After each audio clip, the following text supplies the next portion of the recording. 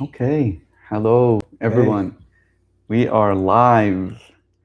Yet another week. Another live with Antoine and Usama and Babul Alam. um, we've been diving in the last couple of weeks, last few weeks, about the idea of being fully human, Mhm. of living life, of carrying the weight and responsibility of being Yeah. alive. And we are continuing this discussion. So, if this is your first time with us here, welcome. If you've been with us, welcome back. If you find any value in any of the videos, please feel free to like the video, subscribe, interact, comment, ask questions, give us answers, tell Mhm. us when we're wrong, all of that good stuff.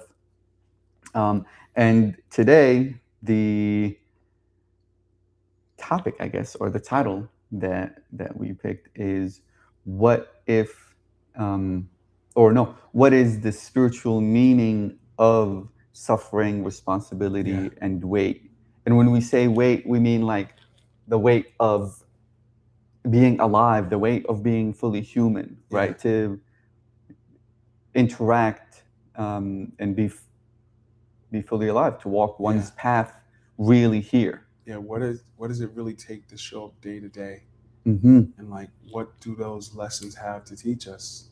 When we're like struggling to show up from day to day or feel like we're getting hit with stress here, stress there, this rough thing, this thing, and don't have a moment to kind of breathe and catch your breath, but yet you keep showing up to the moment, you keep showing up to, you know, whatever that stressor is, hoping to get through it or find a way to make meaning of it that allows the experience to be Mm-hmm. useful Yeah. more than just dealing with pain. Yeah, exactly. Wait, can we move this maybe over here, Okay. please? And maybe we'll start pulling a card, All right. right? What do you think? That's what's up. Before we go into the topic at hand, the weight of being human, before talking about suffering, before talking about the burden, Responsibility, burden, responsibility, and all all that. that kind of stuff, Yeah, let's you check got this these as a out. gift. And what is this deck? This is 100 Divinations for Uncertain Days by Maria Popova, one of my favorite authors.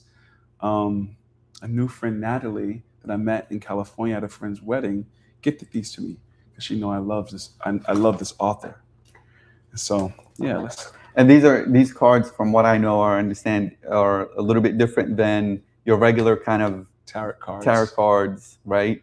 It's kind of like written in with the inspiration that every day you can pick Yeah, one and use as a sort of contemplation exactly. or some sort of coloring of the day in some some way. Okay, I'll let you pick. We'll pick two. Pick your card, your favorite card. Oh, I Oh picked yeah, two. yeah, Oh, you yeah, pick one. Pick one. yeah, yeah. I'll pick one too. Okay, you Let's pick. see. All right, all right. All right. You want to go first, bro? Yeah, I'll go first, but maybe first I'll show the card itself. Look at this beautiful. Um, well, I don't know if you can see it, but it is a falcon or two falcons, and the card says, "There exists nothing permanent but the naked now. Mm, Depend upon a ferocity of trust in the confusion of changes and the size of time." mm. That's gorgeous. Yeah, I really love her work because it's sort of like Paul's writing. It drops you right out of the mind into experience, Right. into liminal space. Hmm. Paul is one of the members in our school community, which you'll find more information in our bio and stuff like that if you'd like to share. His Yeah, writing is incredible. It incredible. really does take you Yeah, out of the head it into a state of being that the writing really allows exactly. for. I think his writing is like an advanced practice of meditation, actually. Hmm.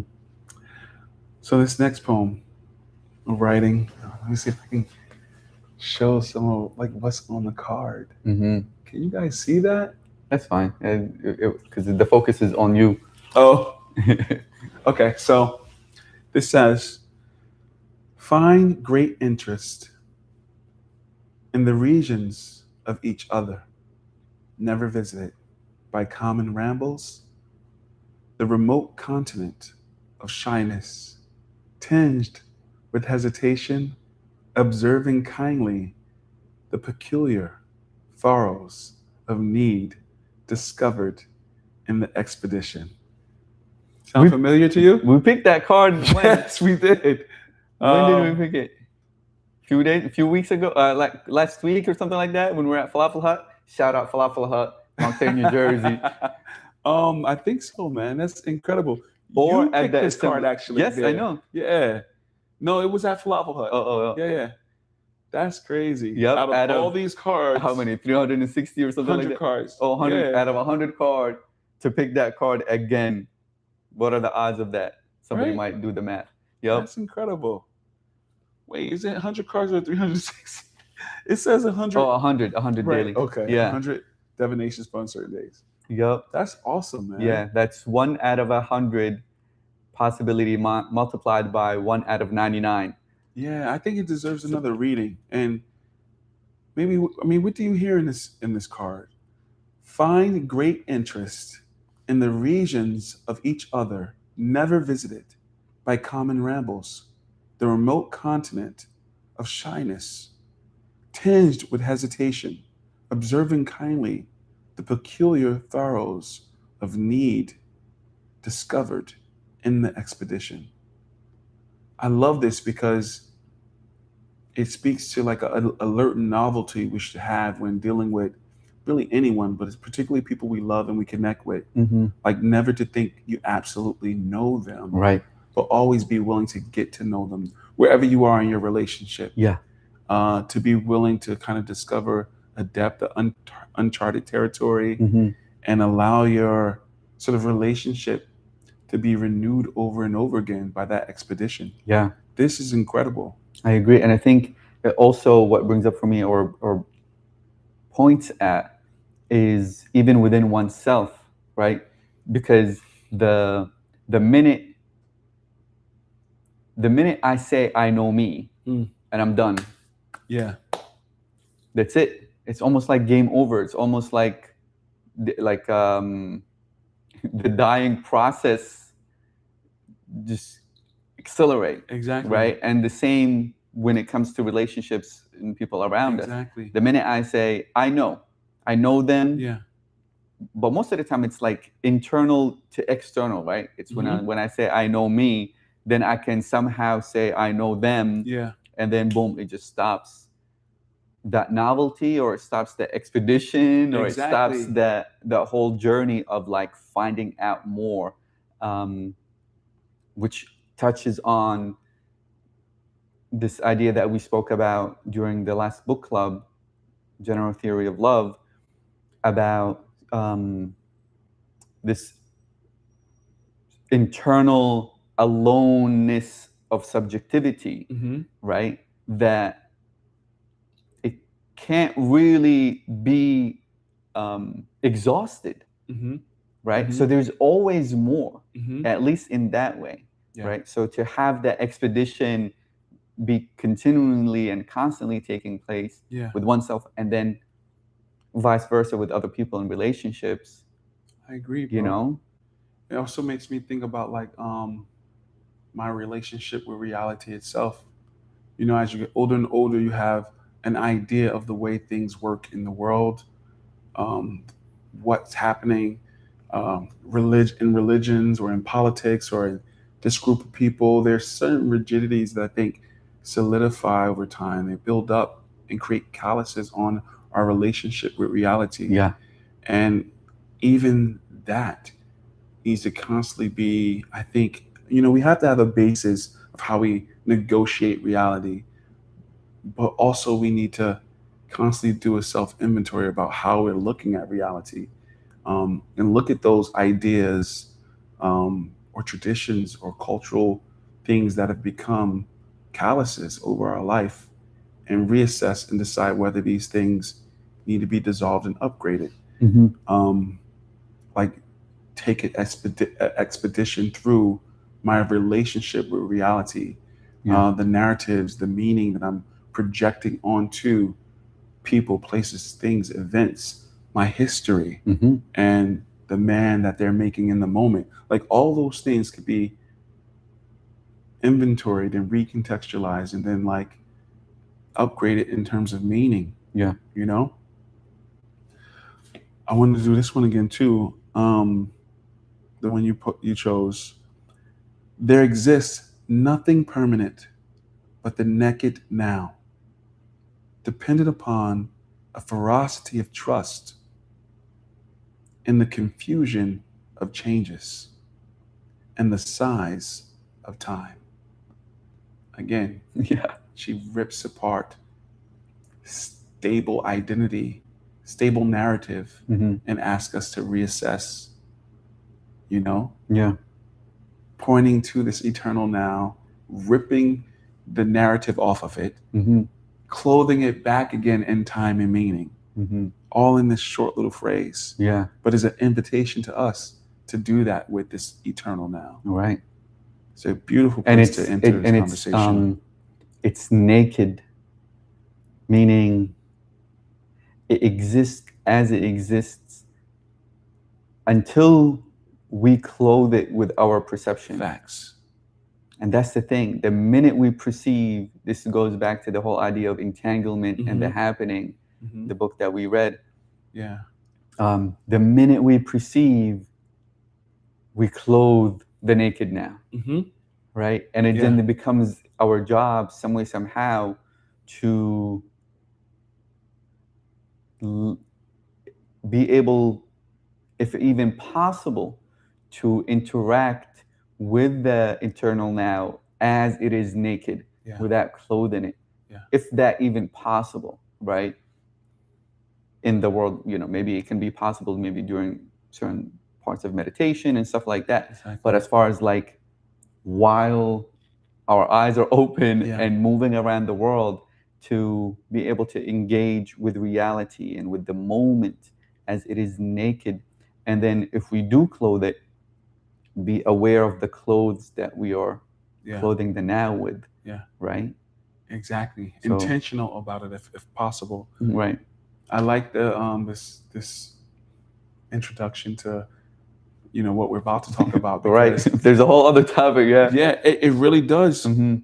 open up the space to talk about this, because what are we saying when we're saying the naked now? Like, what are we asking our minds, our nervous system to do? Is to try, but for a moment, to throw off the already present, always speaking thought life that solidifies about a person, place, thing, situation, and already always listening, that colors everything. It fills in perception with meaning before perception can even really perceive. Mhm. And I think that's the value of things like meditation and stuff like that. During meditation, it allows, if a person does transcend, my meaning of the word transcend, moving beyond the cage of this thought life and Yeah. outer objective pull into external reality, and being able to curve in on oneself and allow the world to fall away, Mhm. so that one can be with their perception purely. Yeah. Without so much meaning flooding in that you can't see what anything is for what it is. You can't Mhm. approach the naked now because it's already filled with so much meaning. Anyway, they say something in Maharshi Vedic science about what that looks like with eyes open, Mhm. outside of meditation. And basically, according to them, there's this phrase, according to the Vedas: establishing being, perform action. You've cultivated such a relationship with this inner awareness that now you can move in the world and not have your perception overshadowed by external reality. But according to that tradition, it's allowing this nervous system to adjust to experiencing its infinite self and its um, Individual self. individual Yeah, self particular self, simultaneously, yeah. particular self simultaneously. Is a state that the nervous system can actually culture Mhm. to be inner aware of your inner and outer experience simultaneously, Yeah. and not have them fighting against one another, but working in concert. Yeah, yeah, which is similar to what we spoke about even before, the idea and the concept of witnessing, Mm-hmm. right? Which is happening. It's this simultaneous awareness of the inner and the outer, Mhm. and or sometimes you'd call it this idea of self-remembrance, of this remembrance that's taking place here in the world, and then the being remembered Mhm. through the universal, Mhm. and all of it is like being remembered and remembering at the same time, and the remembrance itself is like Mhm. all taking place in the moment, Yeah. right? And perception has somehow the inner awareness somehow cleared or can perceive reality in a sense that is more widening, right? Mhm. Yeah. Yeah. Mhm. Well, yeah, that's a great opening, I guess, Right? to the topic, Hmm. which I feel like, and which this happens quite often, right? When we talk about stuff, is like we just had the open book club, the unread book club, a general theory of love. Mhm. I forgot the name of the authors. There's like 3 of them. Lewis. That's like Something one of Lewis. them. Yeah. And during that, we talked about the nervous system, or talked about the brain, Yeah. the neocortex, Neocortex. the limbic, and the reptilian brain. Yeah. At least in that model that uses triune or whatever brain model. Mhm. And even the experience of the now and the naked now, Mhm. and how these things all are kind of entangled together, Yeah. that even before the awareness of experience, or even before the awareness of a conscious will or decision, the physiology is already making changes before we even are aware of it, Mhm. right? Facts. So how all of these kind of, that being part of the discussion that we spoke about during that time, and how it bleeds into even what we're talking about here. Mhm. Yeah, so the weight, or using weight, or the weight of life Yeah. as initiation on the path, Mhm. right? This is, Yeah. life being the curriculum kind of Yeah. on the way. And the idea is that these challenges, responsibilities, suffering, weight of life is not necessarily something that is accidental, but rather can be used as the main curriculum Mhm. for the path itself, Yeah. for the path of refinement, for the path of experiencing that naked now, Mhm. closer and closer as it actually is, right? So one of the questions that that that comes up is that, is there a relationship between responsibility and meaning? Is there a relationship between responsibility and meaning? Like, are these things? Well, I guess maybe. I mean, I'll be like, yes, Right. but then like, why? No. I mean, relationship is a very broad term, right? Right. To say, but like, are they always going to be connected? Are they like exclusive? Can they ever be exclusive of each other, or are they always going to be inclusive of each other some way, somehow having a relationship. Does that make sense? Like, Because definitely there's a relationship between Right. relationship and meaning, or at least there can be, right? But does it have to be? Can it exist otherwise? what do we mean when we say relationship in this question? Like, how are we defining it so that it can at least qualify how I look at, even in the sentence, how meaning is maybe relating to relationship? connection. Is there a connection between them? At least that's how I understand relationship. Is there connection In between the most broader sense, I guess. meaning and relationship? Yeah, I need to think. Oh, yes, there's a connection between meaning and relationship. But then I don't know where to go after that with the question. Where would you take the? Well, what comes up is something like responsibility. Wait, you said meaning and relationship. You Right, mean that's the relationship question? between meaning and responsibility? Oh, yes. Yeah. Yes.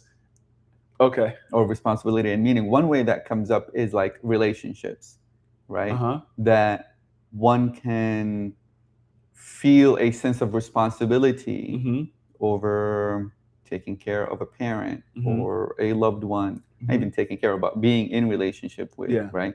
And that there's a sense of responsibility that is there in the relationship, that, oh, I have to show up for this person when they call on me, or during other times also. And that responsibility in itself somehow is connected, and there's a relationship between the meaning that I give to the relationship as well.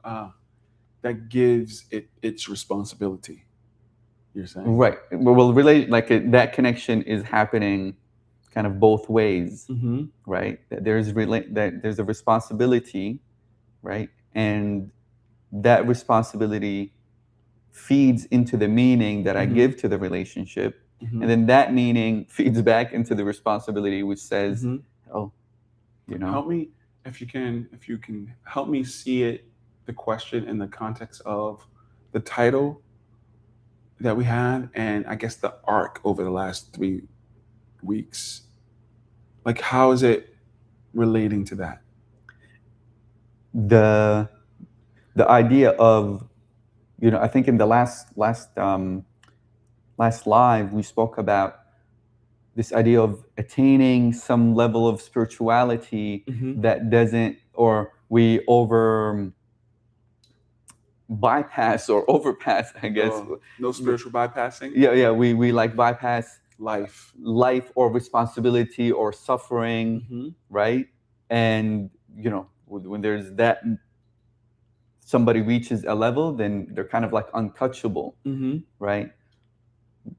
What this question is maybe alluding to is responsibility itself can provide meaning as well, right? So trying to escape responsibility, is it even possible to try to escape responsibility and then still have meaning? Are they together? And then I think it's also giving or putting weight to responsibility, which puts weight on our lives, right? Yeah.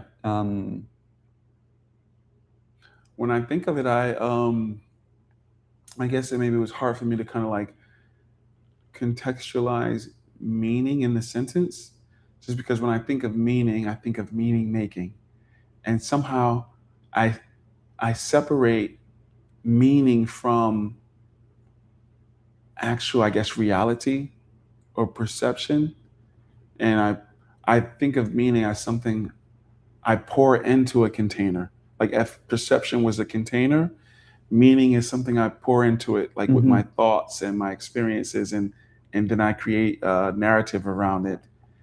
Do I need that meaning in order to engage with responsibility? I don't think so, unless there's sort of like a meaning that is pre-verbal, which I imagine there is sort of pre-verbal meaning that gives a weight to responsibility, sort of like a deeper relationship with responsibility because of the pre-verbal meaning making. Meaning, like, for example, the limbic system or limbic resonance, which we read about in the A general theory of a love. general theory of love, how the baby isn't making meaning in terms of thought life, right? It's pre-verbal, but somehow the nervous system and its relationship to the mother, there's a limbic resonance where it can feel, sense, hear, whether it's safe or whether it's scared, or it could be uh, tuned. It's not having meaning making faculties at a verbal level. But also not having responsibility as well.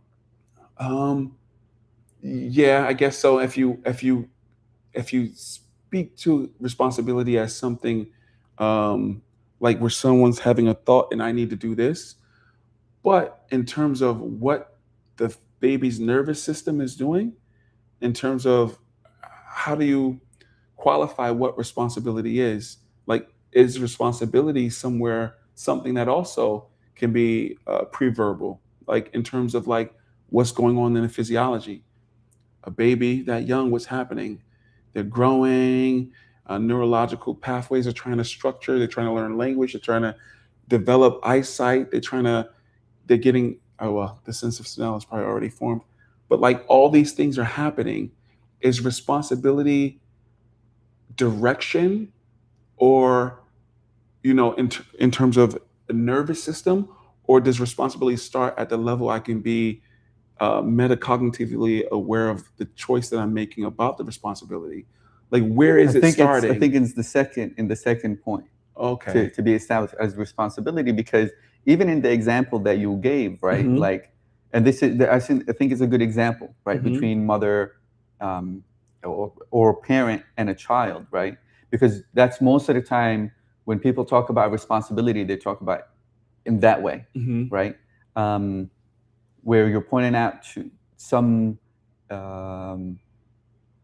nervous system, limbic aspect that's taking place that's not nonverbal, but yet the mother may or may not choose to accept the responsibility of having a child. That's meaning true. meaning not accepting that possibility, does that change having how she or he, if it's the father or they, make a meaning of that responsibility, I think so. right? Yeah. Like, because they can choose to say, I'm not accepting that, Like, right? yeah.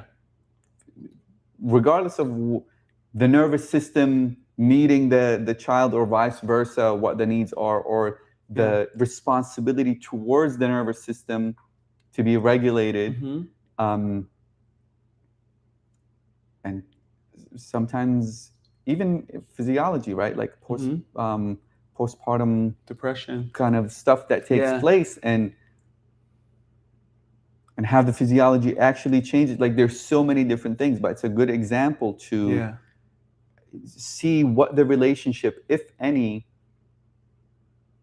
between responsibility and meaning. Yeah. Meaning, it's meaning making. Like, that's what it is. I think But it doesn't have to have a meta meaning, or I think because the model that I look at reality through, in terms of the body, the emotional body, the mind, these different models are interacting together, and so there is, let's say, a mind that is informing the nervous system.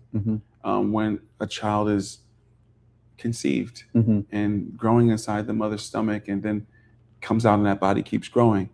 There's intelligence there. There's direction. Somehow the nervous system knows in what direction to grow. The mother's body, without thought, knows what to produce and what to do. There is an intelligence, a responsibility, a meaning there.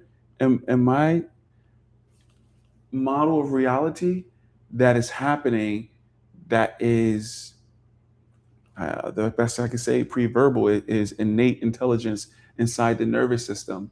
Now, what happens after the baby is born, or and all these kind of things in terms of the meaning making after then? I think, yeah, I guess that's when these other levels of the aspects of the human being can have more of a vote into how to relate to this relationship between mother and child.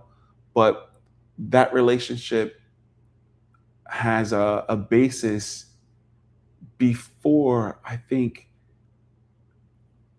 the where meaning level starts in terms of, I'm saying this means this, and because I say this means this, this is the responsibility that goes with it. Mm-hmm. I think ultimately this level of responsibility and meaning making should be in symmetry with this more. So, But when it's off, I think that is probably where where you start to point to things like postpartum depression, like all the chemical makeup that happens and what meaning that mother has to go through in terms of how they relate to their child and Yeah. still loving their child but not being able to take care of their child. All these different things Yeah. proliferate from because I was gonna say from something that is more subtle. But Transcendent. You were gonna use the word know if I transcendent. say that, you're gonna be like, oh, all No. is one. No, It's no. all consciousness. But that's not what I'm trying to say. This is what I was gonna say, because from what you're saying is, it seems like you have, or you're using a model that has some sort of quote unquote absolute meaning, or meta meaning, or that there is a meaning that is there whether we know it or not, and that meaning is somehow part of that same intelligence. Yeah, I'm using the kind of meaning we're talking about, meaning like calling something, narrating something, and calling something a thing, to point at a happening that's happening in the nervous system. Like there is direction a cell is taking for whatever reason. When they come together, when they kill themselves off, there's an intelligence that's happening there that is that our more gross intelligence is a model of, in my opinion. Right. But you're saying that, or trying to be. Right. You're saying that kind of intelligence already has, it's already, meaning is embedded within it some way, somehow, that if you're using meaning the way I'm using it, unless I can try to make meaning mean just giving something, having a thought and saying I'm projecting this meaning on this. Like you have a blue shirt on and it's blue because you enjoy the color of the sky. I'm putting words onto that. If that's where we're starting from, then no.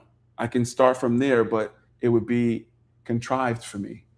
Right. So what you're speaking about is somehow an innate meaning within that intelligence, right? That is, when I say absolute, I mean it's inherently there. Yes.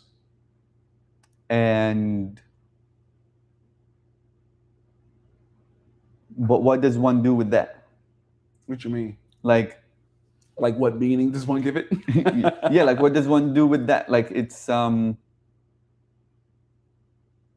okay, there's that intelligence. Like how does it relate to the question you're asking in terms of the relationship between meaning and responsibility? Yeah. I think I was just trying to find a base for meaning and a base for responsibility, and where to start to answer the question from my perspective from, and trying to distinguish it from, I guess, where the question might be wanting to be answered from, and where I naturally go. So, okay, so let's have a clear kind of setting up the stage, right? So, okay, there is some sort of intelligence, right, field, let's call it, Mm-hmm. that already has, it is pretty much everything, that meaning is already in it, right? And when I say meaning, Right. what does that mean? That's right. Reason? What does it mean? I guess I mean energy and direction. How did you go from meaning to energy and direction? Why? Like, hold on a second. What I don't want to do is redefine words.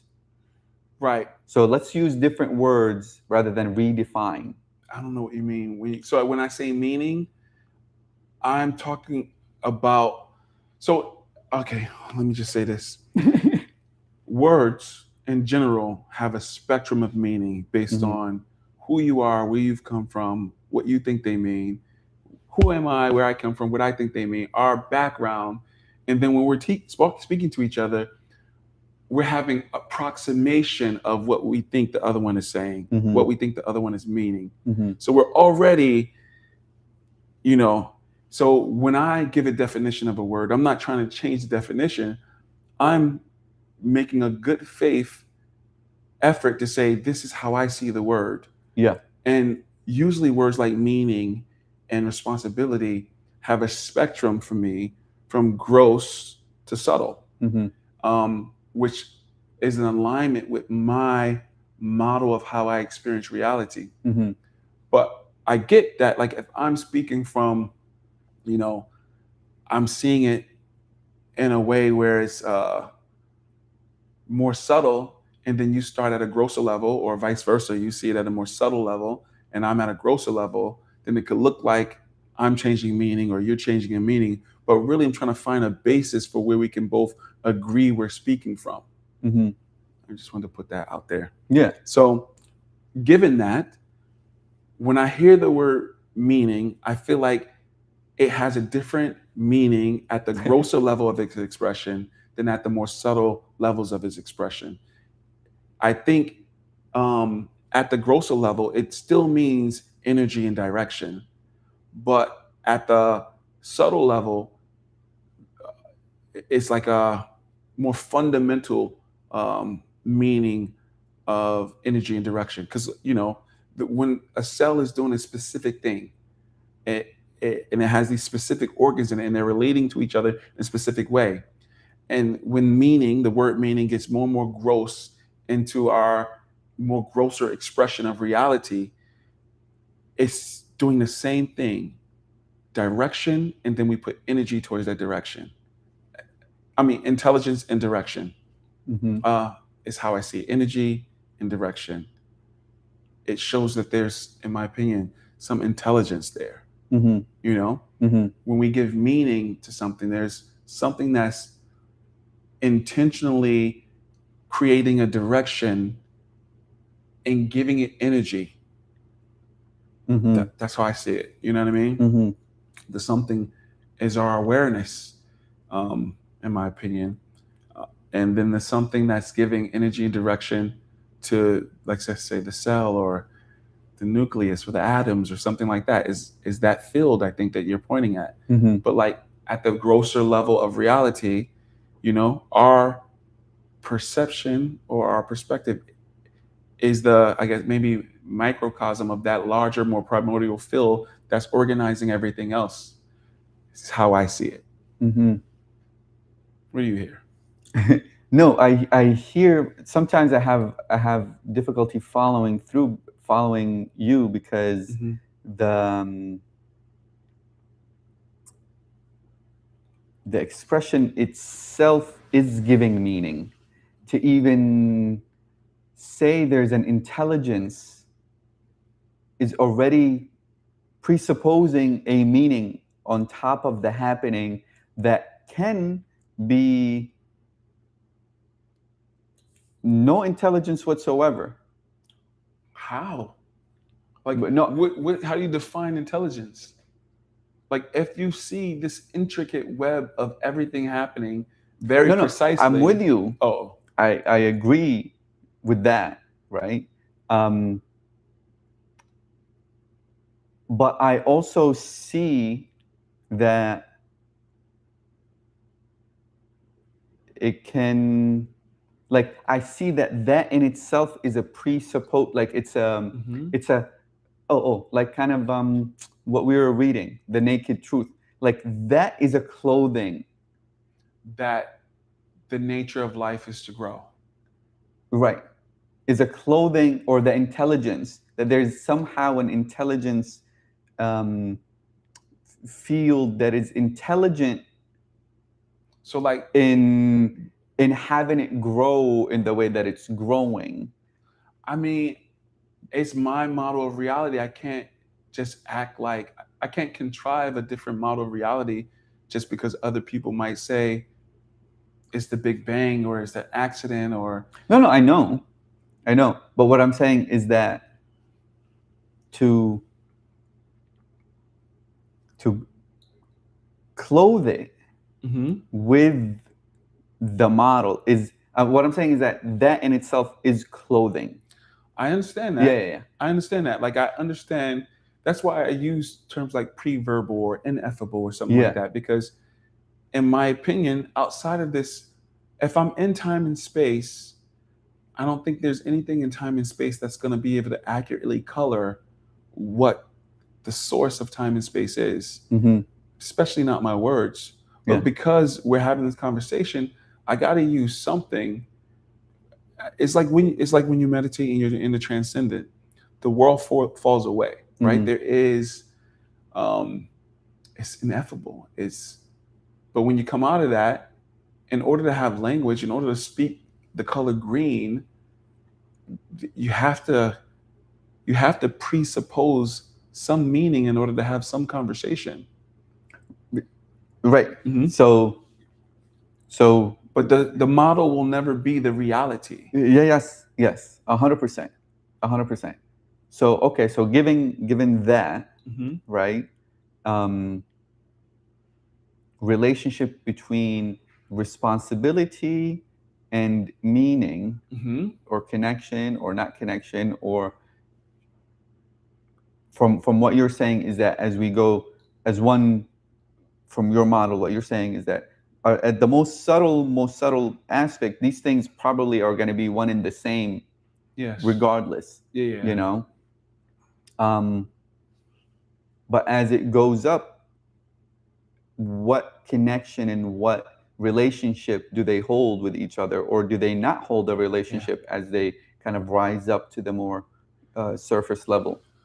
In terms of meaning and responsibility, I think as things become more gross and more, I think there's more opportunity for misunderstanding, more opportunity for misperception. I think that, like, how one relates to responsibility and meaning is based on the refinement of their perception. To see reality as accurately as they can have the capacity to see it. And then they make that meaning based on conditioning, experiences, values, belief systems, all happening so fast, that a meaning is projected, and then responsibility is in this infinite loop with the meaning making, or vice versa. But I do think that, like, let's say if a child is going through the stages of development, right? People are going to go through everything they go through, right? But there is a fragmentation that can occur more and more within themselves, in their relationship with reality, and all this shapes meaning and responsibility, But the more, I think, from my model, that they're in relationship with that, if it's possible, with the source that is coherent and is infinite energy and direction, and that inner part of themselves that's deeper than the gross level meaning that they're given to life and reality. I think there might be more stability, and I think that might be reflected in the way that their brain functions, the way they relate to the world, like everything. I think that colors a certain way, meaning and responsibility. I agree. I think because as it's when it starts to get commingled in such a way that it's very hard to because at the more subtle level, as you're saying, okay, it can reach a point of there being one in the same some way somehow, or occupying the same field, or being within the same field, and also that can be mirrored on the most gross level or surface level as unhealthy commingling, where you know, one is deriving their meaning from, hey, I've been with this company for 10 years now, and I am a financial expert, and this is who I am. And then they're giving meaning to their life based off of the responsibilities that they are, or the things that they're responsible for, right? And then they color their entire life and the meaning based off of these external things. Yeah. Where a commingling happening, and any change that takes place, right, now the ground of their own meaning is like, you know, so might lose a job, might lose a relationship, might lose a loved one, might lose anything like that. That is, that responsibility is being commingled with the inner meaning of who they are, and the meaning, not just who they, like the meaning of their life. Right. And not only with that, that can also look like spiritual paths, right? I am a Sufi, I am a Christian, I'm a Buddhist, I'm a monk. I'm going to go on the top of a mountain and take all responsibility away, quote unquote, right? But still, there is a responsibility and a meaning to being on top of a mountain. Exactly. You know what I mean? Yeah. And when that doesn't work, then the ground underneath where that meaning supposedly stands starts to shake. Right? So being, as you're saying, being closer to that source, which this is the interesting thing, because I'm also aware using that language is the same. It's the same thing in because now it's deriving meaning or clothing meaning to these things. And but it can also possibly mean that it is a constant happening that is taking place. Or kind of like the card that you read that I pulled up, that there's a ferocity in the trust of change that's taking place, where meaning is established so deep within that, regardless of the responsibilities, so-called, how they show up in reality outside in our day-to-day lives, that so deep ferocity of trust and in the confusion of change really is grounded, settled, and everything else is just on top. I love this conversation because from my perspective, I see people, you know, based on the things that they're reading and then the people who they're associating with and the things that they've been through, you know, something happens to where it's like, oh, I understand that God got me, and so fuck everybody else. Whether they say that or not, the energy it sort of gets to that level, like, and you know, I know the source is, you know, it's all about God, it's all about Jesus, it's all about whatever your religion is, and I think that is a shame, personally. I think this is a person that I've been before. I should start there. That has been wounded and become bitter and decided like, oh yeah, you know, I can never go full in on being a husband because of this. You know, God first. I can never go full in on my job. God first. You know, I can't go full in on this reality because it's all about the subtle reality. It's all about the oneness. And I don't think that's the case. Right. I think that's more fragmentation. Now, I say that realizing that, you know, everybody is in their process. Wherever you are in your journey, you are in your journey. Wherever I am in my journey, I am on my journey. It's not gonna maybe appear to me or anyone else like, oh, it's not about being less of this identity. Is an integration. Yeah. It's more of that coherence that is God, or is this field, or whatever we're calling it, being poured into. I'm a more fulfilling husband. Mm-hmm. I'm a more fulfilling worker at my job. I Yeah. am. This enlivens those identities, Mm-hmm. not turns you away from. If you have an intuition, you got to change your job. That's not what I'm saying. Not to change your job, but I'm saying that it's not God over everything else kind of Mhm. thing. Like, maybe someplace in the journey, maybe, right? There's this meaning has to be in order to like separate yourself from something and like go all in on God for a season in a way. But if it ends there, where it's kind of like God and everything else is less. Mhm. I don't need no humans. Mhm. You know what I mean? Yeah. Meanwhile, you're shopping at the supermarket, you're driving on the roads, somebody built your car in a Yeah. computer you're talking through. It's Yeah. hypocritical. Yeah. And it's Yeah. not real. I Mhm. think that like this relationship, whether it's with God or this field or the universe or whatever we want to call it, will point to wholeness. Right.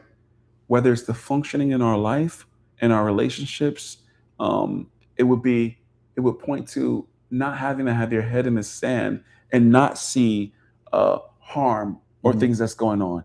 It's all inclusive. You get to be aware of the harm. You get to be aware of the other identities that are in my life. Yeah.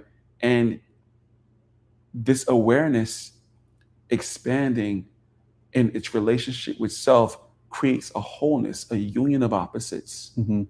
It doesn't create a segregation, Separation, yeah, and or division. division, or dismantling or fragmented more of the personality, the personality self, the narrative self, the story and the meanings that are built up start to accumulate on top of more and more coherent perception, Mhm. not dismantling, dysregulating life and relationships Yeah. or personality. Mhm. So I point at that because like there's got to be a way to speak about other things, like where it's not God above all and not God in all, really. So that's interesting. I mean, I don't know. Damn, that's a whole other thing, right? Because when I hear these things, God above all, or that level, whatever.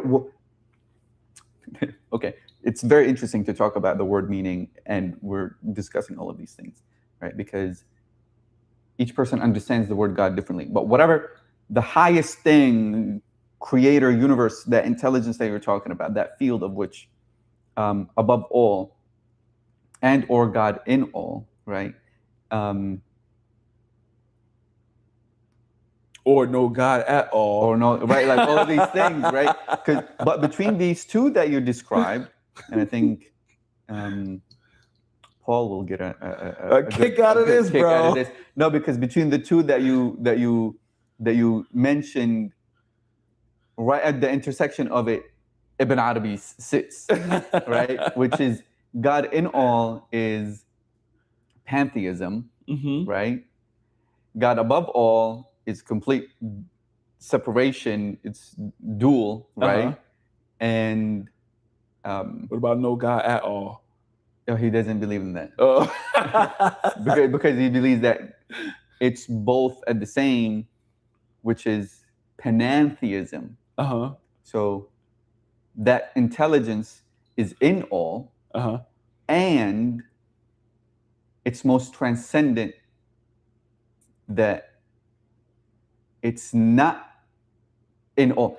It's not in all, meaning like God is not in this chair or not in me, but I am in God.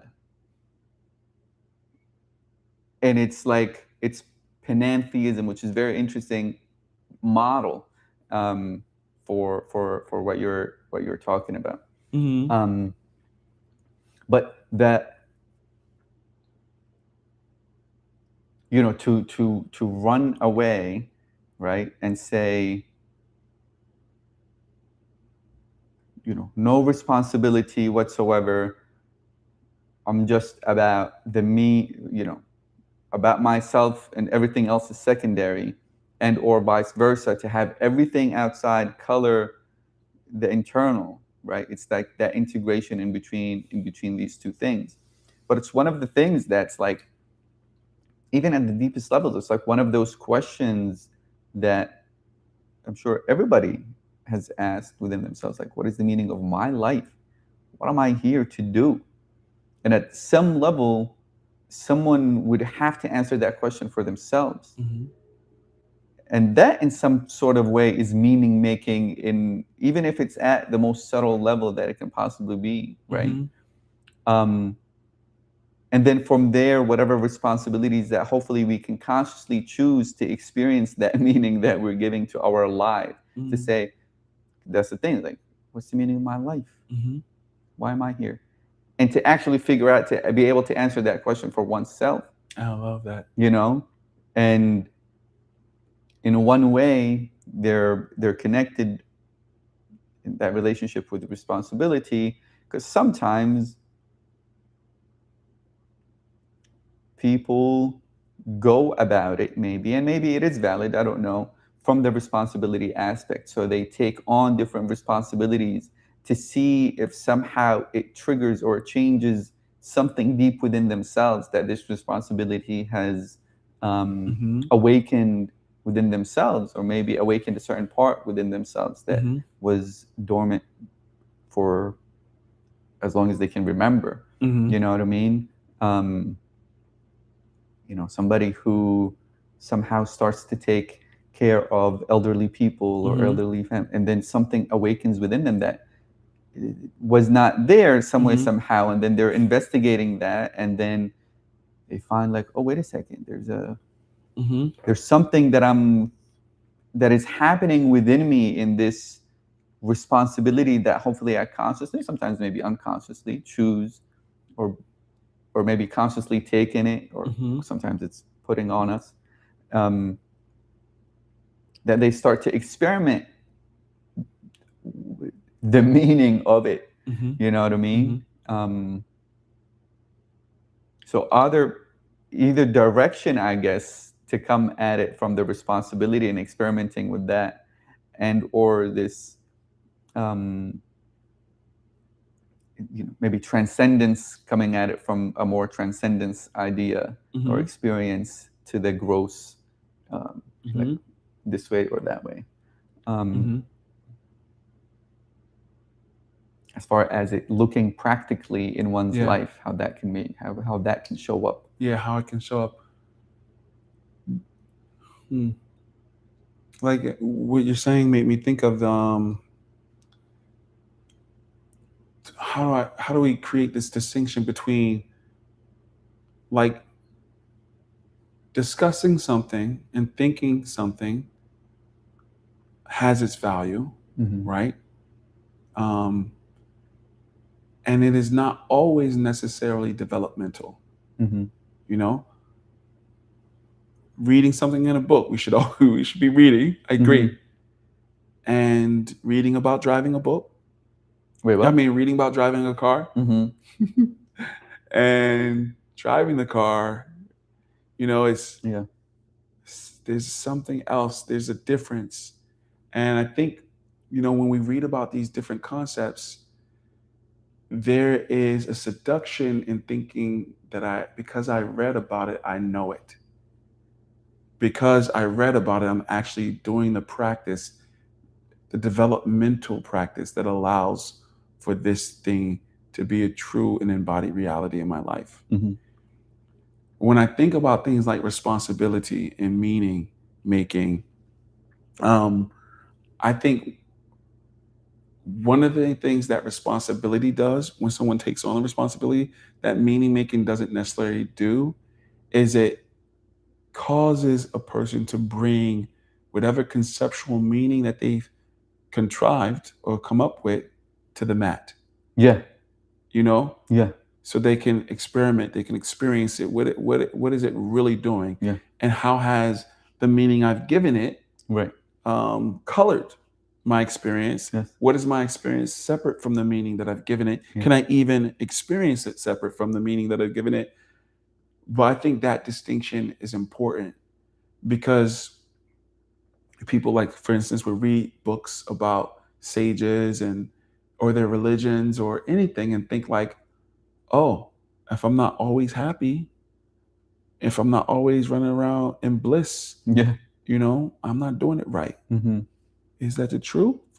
Or is that a concept you read and now you're projecting it onto your life? Right. And now trying to live that is giving you data Mm-hmm. that you can't even see or hear because you're so tightly wound around this identity Yeah. of this is what it means to be in this religion or this spiritual or this husband or Yes, this type of employee, Yeah. that the data that you're getting from the lived experience goes unseen and unrecognized. Yeah. It can't be the naked moment for you. Right. It's You so know? closed with layers upon layers that the veils is just so thick. Thick. Which is the value of developmental processes, Mm-hmm. whether it's meditation or whatever someone's vehicle of transcendence is, or engaging with reality, or like I said, or poetry, or whatever, poetry, music, whatever it is, if it's allowing you to have moments, naked moments, Mm-hmm. I think that will refine your capacity to be able to apply a more honest meaning to what your responsibility is, Mm-hmm. and not meaning that has been already colored Yeah. by so much of the other meanings Yeah. that's not only been from my Preconditioning and society and society, but what my nervous system understood at one level of my experience, it might understand differently at a different level of my experience. We've all had that experience, I think, when we grow up in our childhood home or something, and we spend some time away from it. Then we go back and like, grew up in this small spot, this small little Yeah. room, like Yeah. who you are, how you engage with reality changes in your internal world just as much as your physical nervous system experiences a geographical location differently, Yeah. because its perspective and space and time is different. Yeah. Mm-hmm. And sometimes we take the historical perspective and project it into our future and live into it, and that creates even more suffering Mm-hmm. rather than arriving at the naked moment and creating from there. Yeah. I agree. Antoine. I agree. Okay, so this other question, I think we really touched on it within the first question, because it's talking about why do people often report feeling more alive while caring for children, aging parents, communities, or important work despite the difficulty, right? And I think we touched on that, and having this within the arc of living life itself requires responsibility. And there's no escape from it. We can do whatever to try to escape that responsibility, whatever which way. But life itself, human life, has weight, and there is responsibility that responsibility is somehow within it, and within the bigger arc of what we're talking about is that there isn't really a space within the quote-unquote spiritual path, or what people might call enlightenment, where responsibility or being human or suffering and pain would just fade away. Yeah. And it's just like floating away into existence. So I think we touched on that quite a bit. Okay. This other question is saying, which I don't necessarily know what it means. Could meaning actually require weight? Could it? Oh. Or does it? Does it have to? Could meaning actually require weight? When we say weight, are we talking about like the roughness, the grit, the suffering, or the pain? How are we meaning weight? I don't know how they mean it, but like, I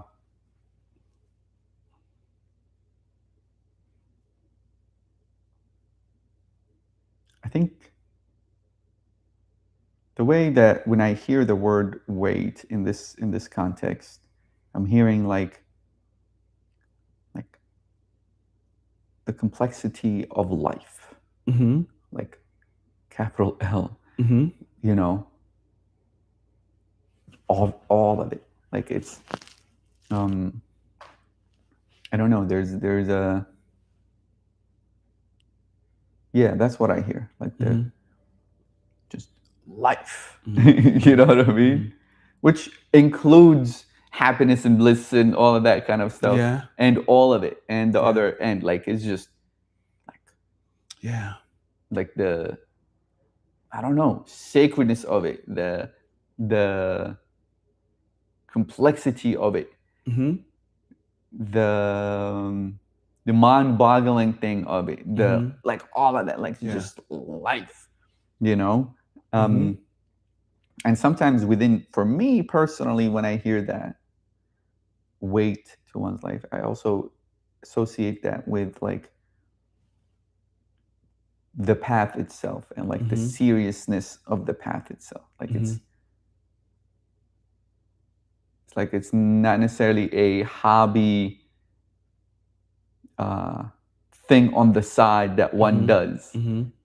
but it's everything that one does. Mm-hmm. You know what I mean? So there's Yeah. a level of seriousness Yeah. that's with it, and that seriousness, quote unquote, is how I understand sometimes the word weight with it. Yeah. Right? That's not like, okay, when I get a time, I will, you know, this is no dig or anything like that. Like, yeah, you know, like sometimes a spiritual practice, quote unquote, would look like whenever I get a time, I will read a book or I read a deck of tarot cards, and then I will journal a little bit about it, and I would go to some kind of a retreat, and then maybe journal a little bit about it, and then like, you know, it's almost like a hobby, something that is separate From real than life.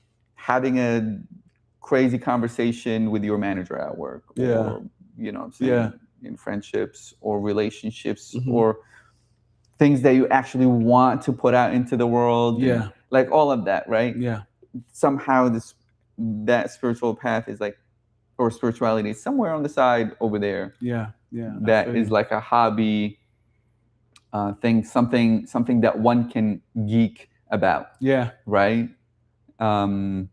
So when I hear the word weight, I say all that to say is that there's also this sense of seriousness about the path, about Yeah. life, about the path, about, you know, yeah, maybe the meaning that I'm giving my life, and or Yeah.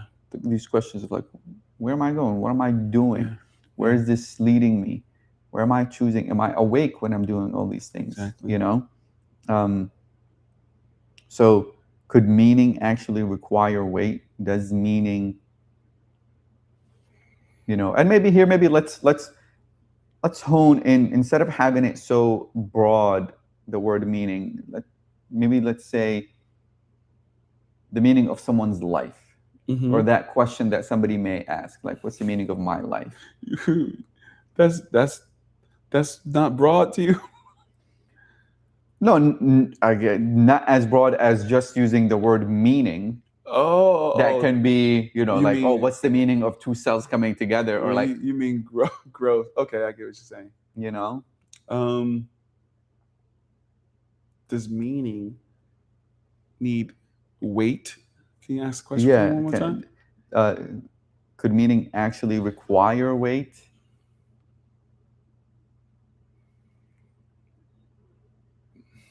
You put me in a like. I don't know. I'm gonna say no, but that's because of how I look at the word meaning. Like,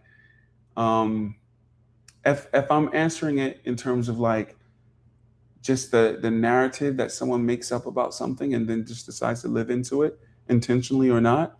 I'm saying that that could just happen, and it could go as quickly as it came. Um, you know what I'm saying? But like, because we've all had the experience of giving something meaning, and then the meaning shifted just like that. I don't But think let's that say, has no weight to it. let's talk about the meaning of one's life. Let's say, I don't know if we should plug that in here, and or Oh, let me finish what I was saying though, really quickly, because I'm trying to also say that like someone, in terms of shit, I think I lost it. It's gone. okay. Well, maybe hopefully it'll come back. Mm-hmm. The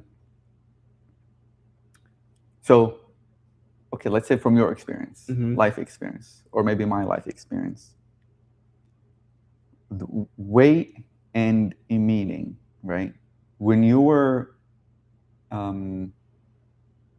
like, was there a time in your life that you felt the weight of life, maybe, or the weight of your experience in life, and did that give meaning, or somehow, maybe not necessarily straightforward giving meaning to Mhm. your life, but did it help in providing meaning? Did it help in directing towards a meaning?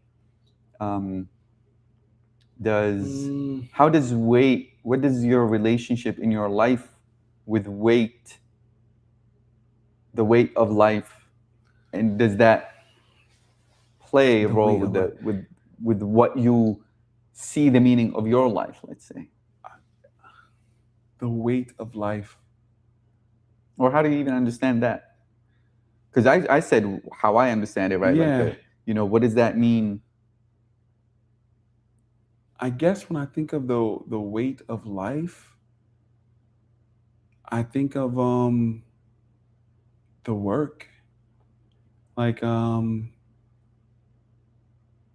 showing up to the moment, the work of not believing everything I think, Uh-huh. um, the work of um, what it takes to be in relationship with yourself, with another, with society. Mm-hmm. I guess I think of all those things when I think of the weight of life. Now, how do I apply that to the question? Like, does that is that required, or maybe not required? Let's take that Mhm. word out. Does that help or inform some way, somehow, the exploration that you go through when you're thinking about the meaning in your life, or the meaning of your life, or was the meaning already established to give you the energy to do the work? Like, was that already there that says, okay, I How can I describe it? I think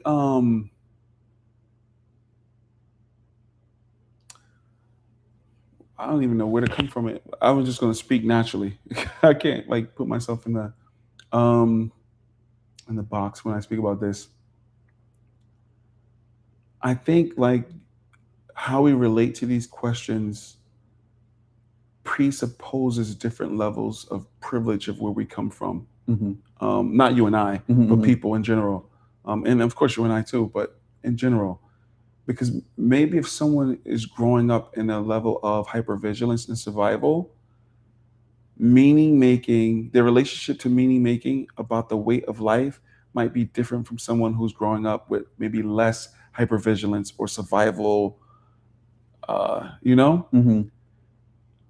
I can't say for sure. I said that's a thought I have it about it, because when I relate to meaning making, it doesn't hold weight in that kind of way. Mm-hmm. It is really like garments. You know what I Mm-hmm. mean? Like unless it's coming from a more subtle, deeper part of me. And so when things are coming at me in life, it's rough. If it is rough, but like my nervous system is already constantly dealing with life from a space of survival. So if something rough that I'm giving the meaning of life is just a matter of me like, okay, how am I going to deal with this? Let me just navigate. I'm not, I guess, projecting extraness on it in that kind of way. Is this ambiguous, or am I saying anything that is speaking to the question? Well, you mentioned that when you hear the word, or how you understand the word weight, is the work. Mm-hmm. But then you're speaking about the difficulty. How things come at me. Yeah. So the work for me is how I automatically navigate these situations. Mm-hmm. Like, and that could mean the meaning could shift. That could mean I'm sort of like trying to grow and try to survive. Mm-hmm. Maybe that is the weight from this question. Well, I think or maybe you would have to define that, but how you described it in the beginning, the work, to be able to even get to the survival level, right? Or have enough gap and space to navigate that survival level. I think these two things are Is the other way around. somehow. The survival is instinctive. The meaning after is sort of like, okay, No, I what know. did that mean after I did all that? Yeah, I know. But Oh. no, I'm saying that the work, quote unquote, as you put it, Mm-hmm. right? Because I can imagine someone who may be growing up right next to you, alongside of you, Mm-hmm. that may associate a different meaning. They're also surviving, Mm-hmm. right? But not creating enough of a gap in order to allow for their perception to navigate that survival. Like it's doing the same thing, but they're just kind of like a hamster in a wheel survival, Right. in a sense. Right. You understand where I'm coming from? Yeah. Their relationship with how they're dealing with the things that's coming at them, Right. might be very different. Might be very different. But at least I understood when you say weight, I understood it when you said the work, I understood it as not necessarily just the survival, which might look like outside, but also how to create that gap within yourself in order to be able to navigate that terrain. And then, yeah, meaning can, well, actually that was part of the question. Like, did meaning come simultaneously before or after deciding to, like, oh, okay, that gap needs to take place? Which actually, even hearing the question might be a very challenging question to even, you know, to even grasp. But that's the,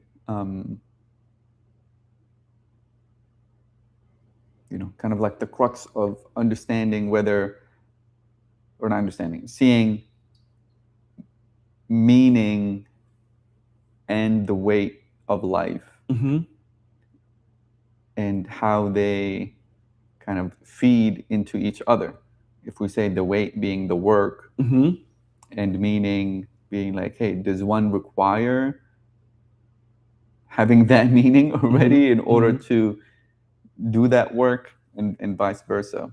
I'm not sure. I think it's innate in people. I think they automatically are doing it, and it's just like a matter of like, there's sometimes some distractions that will ultimately still probably lead to this person trying to grow and survive. I think ultimately, whatever from my end, whatever's coming at me that feels like weight or feels like the work, I'm trying to grow and survive in the face of it. Yeah. I project that onto everybody else. Is that the case? I don't know, but when I look out, I could see everyone seems like they're trying their hardest to figure it all out. Yeah. Even if probably hurting one another somehow, but like, You know, it's Yeah. not all hurt, but for so many, it is a lot of hurt. And while putting meaning towards that, right? Mhm. Like trying to figure it out is already kind of giving it meaning in Yeah. order to color how we Mhm. go about it and Yeah. figuring out. You know Yeah. what I mean? So it's like, yeah, as a short answer to could Mhm. meaning actually require weight? Yeah. You know? Mhm. That's the question, though. Could meaning require weight? Mm-hmm. When I guess when I first heard the question, what came in my head was the relationship between a parent and a child, Right. and you love this child so much, and then you see the child doing things that's hurting itself, it's hurting you. Wait, why does it have to go to that part? Like, why the Um, child can be doing amazing things? I'm thinking of the weight, like what the parent might be going through. Um, I guess I'm looking at weight as roughness. So you raise a child, and the child is doing a series of things that's harmful to themselves, but you love the child and you're still looking after the child, and there's meaning there, but there's also a weight of the relationship that it causes you some level of suffering, even though you love the kid and all those Mhm. things. I guess that's how, when I first heard the question, I thought of Ah. those things, like weight as in the things we love and things we enjoy still having some things embedded in them Mhm. that create some hurt or sadness. And would I still count those relationships as worth it, even though it's some weight to it? Mhm. That's Mhm. how I first heard the question Mm. and how I wanted to answer in that direction. Yeah. Yeah. Okay. Interesting. All right. Last point, Mm-hmm. which is, I guess this is maybe to wrap up part of that arc of um, spirituality, responsibility, or walking the path and responsibility and the weight of life, um, and how responsibility and meaning can be associated with each other. This one is saying, what if the soul, maybe another word for soul would be like what? Your inner yourself, Mm-hmm. develops strength the same way the body does, Mm-hmm. through resistance. Wow. Which I guess this is the way to tie into responsibility and meaning and weight, Mm-hmm. Mm-hmm. right? Does the soul, or what if the soul develops strength the same way that the body does, which is through resistance? And when we say resistance, do we also mean like pain and suffering, or what do we mean? 'Cause that's what I feel like when I'm in the gym. I'm experiencing suffering. But honestly, like, what do we think? Not necessarily pain and suffering. It can include pain and suffering, but in the gym, there's this kind of like stretch outside of your Comfort zone. Also, part of resistance can look like that. Doing Okay. things that necessarily in the beginning may seem like not wanting to do, Yeah. but maybe the responsibility, that you need to do it. So depending on the meaning you give it, right? All of these things, the connection between them, and that the soul somehow, or it's asking, is it possible that the soul also can develop through resistance in that way? Through resistance of being outside of comfort zone, through resistance of doing things that one needs to do rather than the quote unquote, I don't want to do it, What do you think it means for a soul to grow?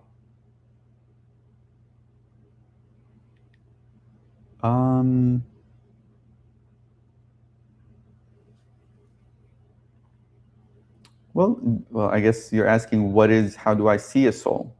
Because the question is saying, does the soul need this difficulty in order to grow, right? Right.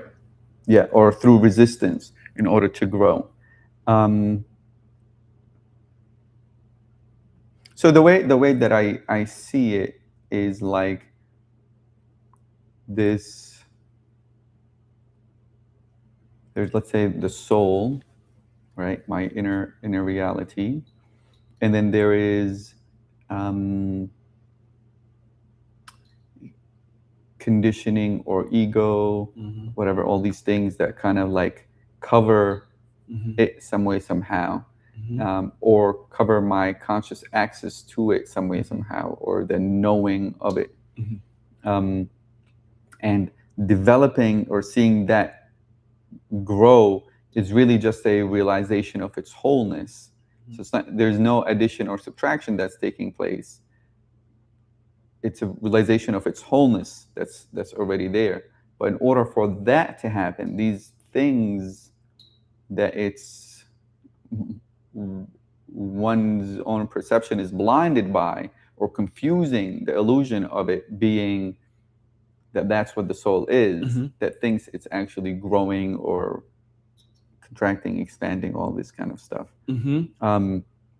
So the developing in this case is not necessarily of the quote unquote entity itself, but rather polishing, removing this stuff that obstruct the view and the realization and the deeper knowing of the wholeness that already exists.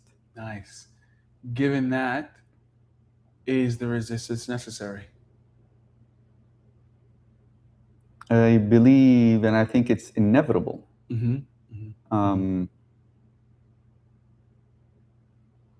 Yeah, I believe it's inevitable, because part of the illusion, part of breaking the illusion is resistance, right? It's like the conditioning can be so deep that, and the illusion can be so deep that to break from it is resistance in itself. There's resistance to that in itself.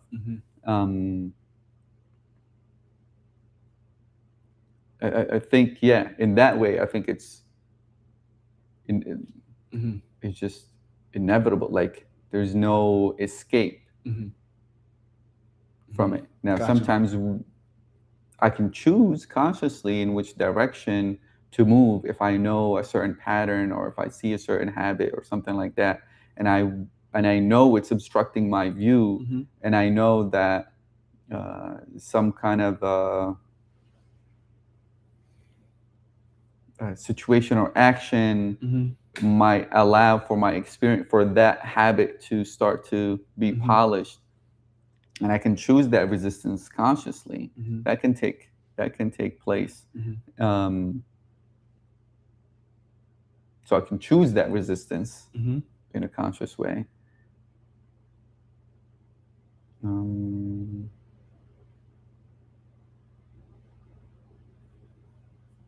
Yeah, I agree. I totally agree. I think that, like, everything you said. I don't think the soul in itself, for what I think the soul is, with the jiva, is sort of like, it is what it is. It is essentially Brahm, and the relationship between itself as node and itself as wholeness has to be a product of refining its perception of self. And that relationship between itself and its different koshas or sheaths have to be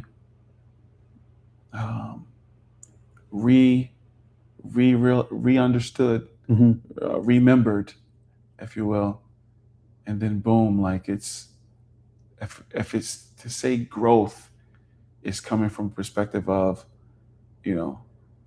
maybe a mentality that says, oh man, something needs to happen, or there's just something to do. But like you can do the workout or have the resistance training with different mentalities, right? There's someone who can go to the gym and be like, yo, I'm about to like just go crazy on these weights and stuff like that.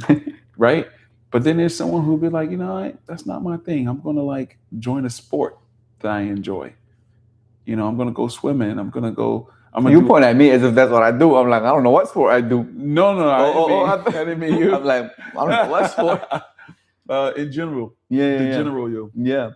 join a sport that they enjoy. So their body, their experience still experiences the resistance as part of what's going on, like the physicalness, but their relationship with it is different, And I think how one approaches spiritual growth might mimic that same kind of orientation that some people can have with working out, whether how they approach the gym or how they approach the workout or the sport. Like there is different orientations Yeah. with how one approaches what they might consider spiritual growth to be.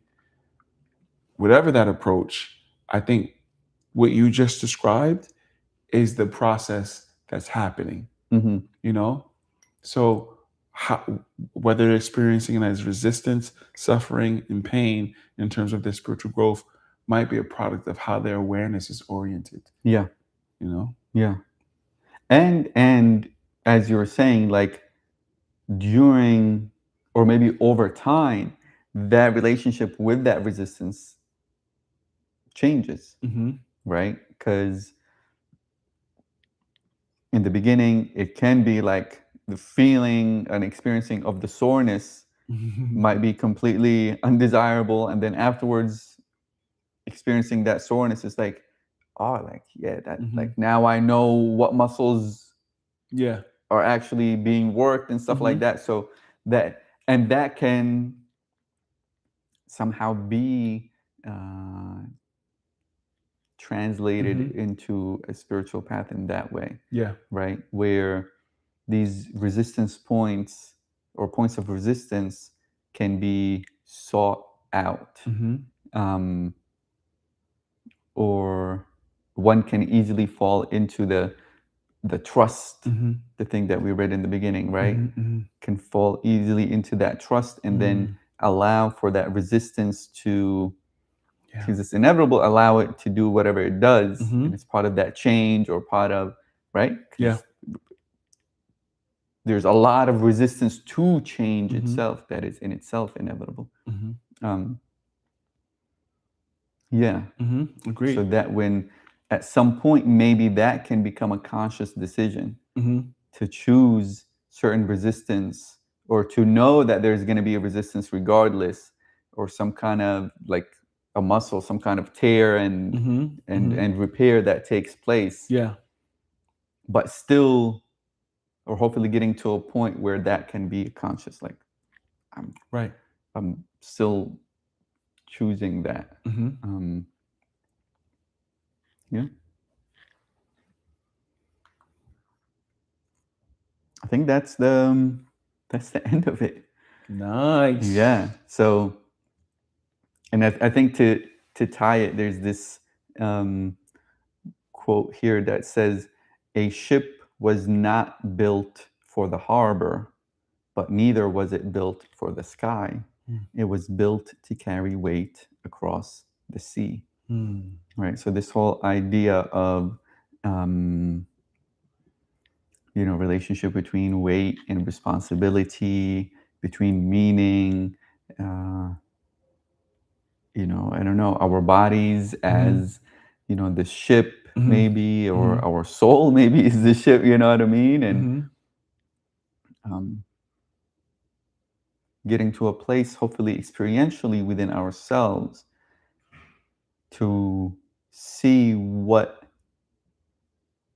it is that we're choosing consciously to carry or not carry, or responsibilities and or meanings, and experiencing the weight of life in a way that is our own. Is our consciously knowing what it is, knowing what's happening. Next week, maybe we'll finish with another card, but before then, next week, or the next segment, I guess, which would be the burdens that belong to us, which I guess this is where the whole idea of consciously choosing what these responsibilities or what these resistance even may be, right? And it kind of like ideas about how do we distinguish between burdens that are ours to carry and burdens that belong to someone else. Talk about the maturity of learning which responsibilities to accept and which to release. What is the difference between sacrifice and self-abandonment? And also talking about what is harder, really, taking on responsibility for oneself or setting down responsibility that isn't yours, right? And yeah, this is maybe even if you watch to the end of this, thinking about what responsibilities have shaped you the most, and what is your relationship with responsibility? How does responsibility show up in your life? Yes. How does responsibility relate to the meaning that you're making in your life? How does responsibility show up as does it show up as weight in your life also? So I think these things, using that as prompt to think about or to reflect on, even for us, I think probably Agreed. Mm-hmm. Absolutely agreed. All right. You want to yep, because I don't know who's watching. Which is about to say up until this point. If you want to tell again what this is? Yeah. Okay. This is called 100 Divinations for Uncertain Days, an Almanac of Birds by Maria Popova. She's an amazing author. You have to check out her book, Figuring, which is one of my favorite books. A friend, Natalie, gifted this to me, who I met at a wedding, and it was an amazing gift. Oh, did I shuffle anything? I didn't even see that we have. Oh, wow! People are here. Yep. Oh, that's Muna. Hi, Muna. Oh, what's up, Muna? I do think there is meaning that may arise effortlessly, and so does not required weight. I think this is part. I don't know. There's no timestamp on where in the conversation. I recently watched a dandelion seed head float around, and it was the childish gleefulness of following a bubble. Oh, I love that. And I think that's talking about like being in the moment, or maybe, I don't know, the naked now, which is absolutely beautiful. Then the seed head got hit by a truck. Oh my God. Then the seed head got hit by a truck. And a laugh rose, I guess that's how we laugh, rose from me when the seed head appeared unharmed. Oh, wow. And I got the chance to keep watching it through its glide through life, unsettled, free. Wow. Yeah. Wow, that's beautiful, right? And I could see it, right? Because something so light that as the truck is coming through the air, it just like, woo, you see it a little bit, and then it kind of passes through. And I think there's beautiful symbology in that. Does that seem like a meaningful experience or encounter with that weight? It does. It does. I don't know if she was referring exactly to that, but yeah, it does. When I think of that, like I wonder if that is sort of how some people, as they start to have a more refined relationship with themselves in life, when things come at them, they feel it, they experience it. Yeah. But maybe like that balloon, it doesn't. What balloon? Or whatever. Oh yeah, the dandelion thing. Yeah. Dandelion. How it relates to and navigate the force that's coming at it. Yeah. Which is interesting, because it's like, I guess that's where the realm of symbols before meaning, right? At least for me, that comes before meaning. Like there's an actual impression or actual contact that happens before the neocortex mind gets a chance to give it meaning right away. So there's a symbology that takes place, at least from inner experience. Looking forward to the next one. Yay. Thanks for and coming. She said that, yes, absolutely. She said that she loves Maria Popova. I guess she's talking about the cards. And yes, Traversal is a beautiful book. Which one is that? I don't know that one. Is that what you read from there? No. Oh, what is it that you said? Maria Popova, the book I love is called Figuring. Oh, Figuring. Yeah. Maybe it's, yeah. Maybe that's another book that she Maybe. has. Okay. Traversal. You ready? Mm-hmm. No, I'm joking. I know it's not that. Yup. Okay. Let me get one too. All right. And maybe we pick one for Mona. For Mona, yeah. Yeah, you grab one for her. Should we do hers first? Sure. This is the image. I don't know if you can actually see it clearly, but that's the bird. And the bird is azure winged magpie.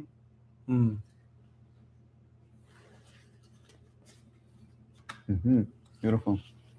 And this card says, the present is a feather on loan from the wings of time, that only attention makes beautiful and only kindness valuable. Wow, this is so beautiful because it seems very on point with the experience of the dandelion, right? Yes. Because instead of the dandelion, it can be a feather. The present. The present is a feather on loan from the wings of time, that only attention makes beautiful and only kindness valuable. Woo!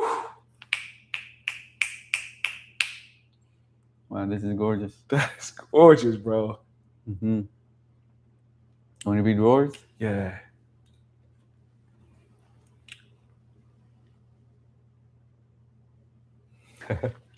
Okay.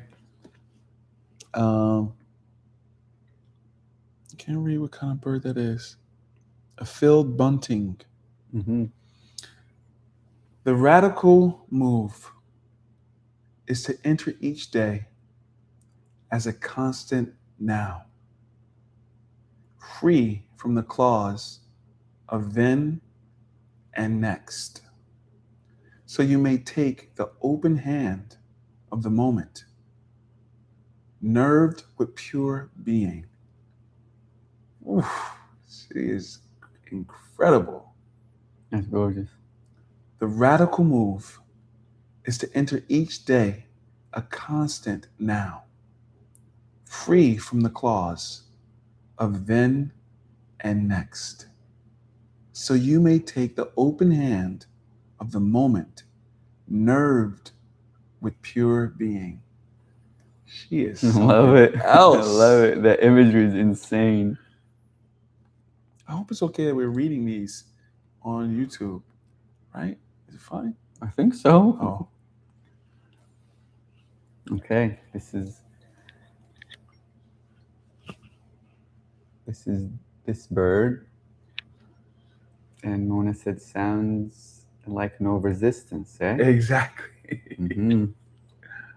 No resistance. Bismillah. This one said, this bird I think is called wood ibis maybe, or something like that. It says, fearless feeling alone can glimpse through the dim light of reason, the labyrinth of silence, at the center of a person, the desolate haunts of pain, untouched by the sun, the solitary evolutions of the frightened wounded parts towards a ripened whole, tangious as life. It's gorgeous. Fearless feeling alone. Wow. Can glimpse through the dim light of reason, the labyrinth of silence, at the center of a person, the desolate haunts of pain, untouched by the sun, the solitary evolutions of the frightened, wounded parts, towards a ripened whole, tenacious as life. You know what this reminds me of? What's that? Rumi's poem. Lion leaps out of a cage. Man leaps out of his mind. Bravery is delicious madness. Beautiful. That's that. Bravery is delicious madness, and this fearless feeling alone can pierce through. Yeah. Can. Yeah. Beautiful. Thank you for sharing that with me. Thank you.